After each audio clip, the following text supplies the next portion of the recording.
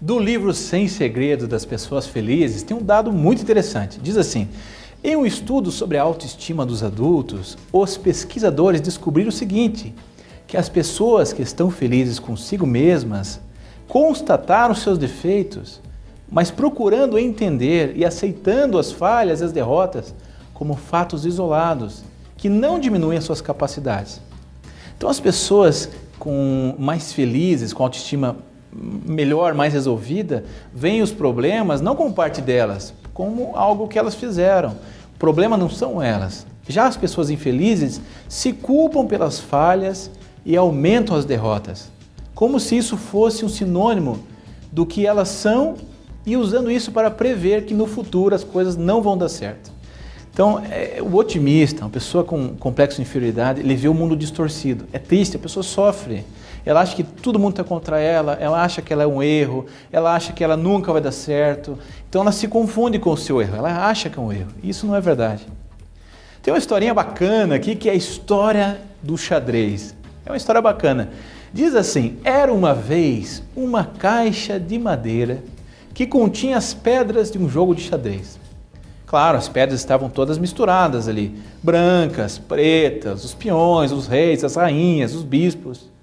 Num dado instante, um dos peões começou a lamentar lá dentro do tabuleiro, o fato de ser a menor peça do tabuleiro, a menor peça do jogo e a peça de menor valor. Caminhava somente uma casa, segundo ele, e não rápido para todos os lados, como a rainha, por exemplo, que era uma peça terrivelmente perigosa para o adversário. E este lamento só crescia em veemência e em intensidade. O mestre enxadrista, sentado ao lado da caixa com as peças, não aguentou de ouvir as reclamações.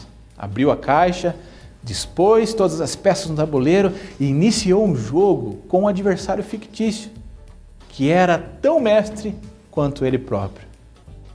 Num dado momento do jogo, utilizando aquele peão, ele deu um cheque-mate ao rei adversário, pondo fim à partida. Procurou mostrar ao peão lamuriante que ele, quando usado pelo mestre, pode ser a peça-chave do jogo.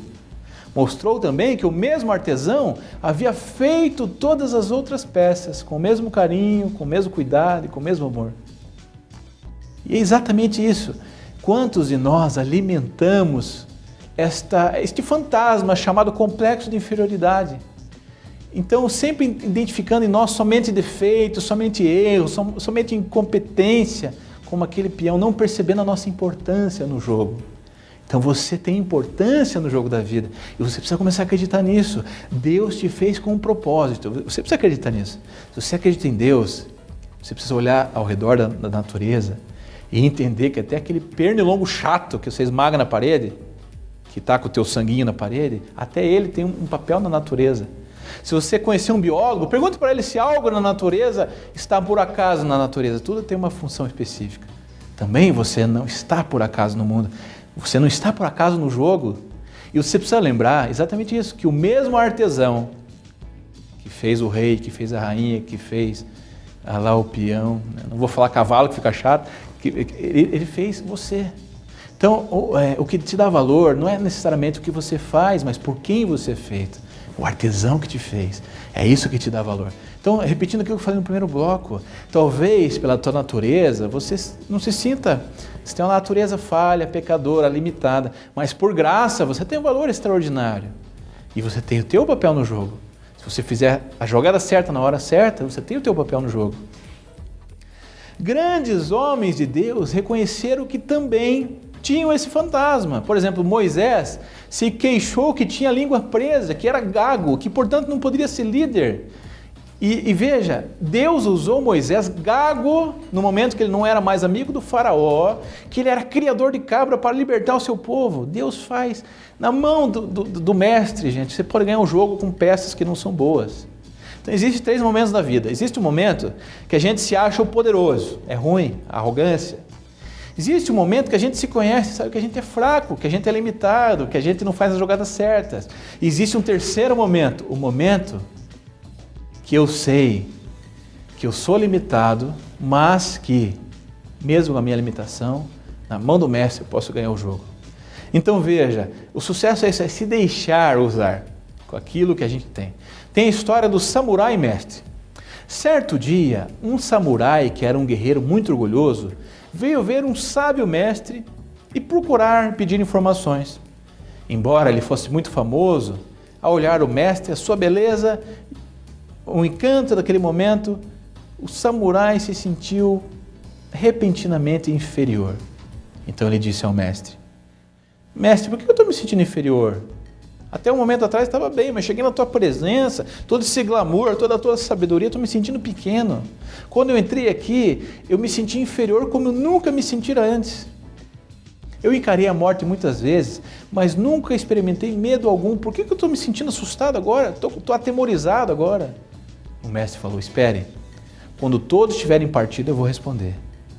Durante todo o dia, pessoas chegavam para ver o mestre e o samurai ali estava ficando impaciente de tanto esperar. Ao anoitecer, quando o quarto estava vazio, o samurai perguntou novamente: agora, você pode me responder, por que eu me sinto tão inferior? O mestre o levou para fora, era uma noite de uma belíssima lua cheia, a lua estava justamente surgindo no horizonte e ele disse: olhe para essas duas árvores, a árvore alta e a árvore pequena ao seu lado. Ambas estiveram juntas ao lado da minha janela durante anos e nunca houve problema algum. A árvore menor jamais disse à árvore maior: por que eu me sinto inferior diante de você? Essa árvore é pequena e aquela árvore é grande. Este é o fato. Eu nunca ouvi sussurro algum sobre isso. O samurai ficou meio que indignado ali, meio sarcástico. Ele disse: claro, mestre, mas isso é porque elas não podem se comparar. E o mestre replicou: então você não precisa nem me perguntar, você sabe a resposta. Quando você não se compara, toda a inferioridade e toda a superioridade desaparecem. Quando você deixa de se comparar e você se entende como ser humano único, você não se acha superior a ninguém, porque não é, você é diferente. E você não se acha inferior a ninguém, porque você é uma ferramenta diferente. É exatamente isso, você é único, você é o único que existe. Então, um pequeno arbusto, uma grande árvore, não importa, você é você mesmo. Teresinha do Menino Jesus, uma mística, ela disse o seguinte: o mesmo sol que ilumina uma rosa fantástica, linda e bela, é o mesmo sol que com a mesma intensidade ilumina uma erva daninha que vai ser queimada, jogada fora, arrancada. Então o mesmo sol, Deus, que ilumina uma pessoa mais delicada, cheia de talentos, é o mesmo sol que ilumina também pessoas que não são tão talentosas, mas é a mesma intensidade. Aliás, a rosa só é bela porque existem ervas daninhas do lado dela. Se o mundo fosse todo rosa, a rosa não seria assim tão bela. Esse contraste, essa diferença entre a árvore grande. Um bonsai, gente, ele vale muito mais que uma árvore grande. Acredite, um bonsai, aquela árvore que não cresce, é pequenininha, delicadinha, mas vale mais que uma árvore grande. Então, o teu valor não está em ser alto, ser baixo, ser magro. O teu valor está em entender o seu lugar, em se deixar usar, em cumprir o teu propósito. Se você pegar um cara alto como eu, mandar fazer ginástica olímpica, eu estou frito. Se você pegar uma pessoa baixa e pedir para ser um grande jogador de basquete, ele não vai ser um grande jogador de basquete. Então nós precisamos nos conhecer, entender aonde nós podemos estar, aonde nós não devemos estar. E entender que somos diferentes, não somos melhores, não somos piores, somos apenas diferentes.